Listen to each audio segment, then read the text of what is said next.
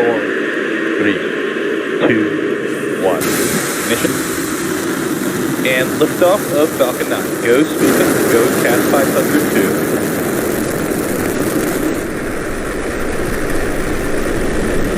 Vehicle is pitching downrange. Stage 1 propulsion is nominal.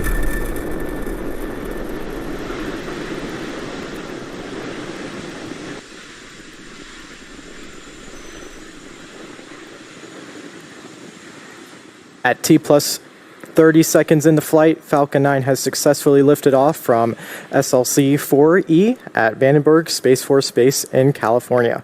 The payload to orbit. And then finally, we will see the payload fairings jettison away from the vehicle.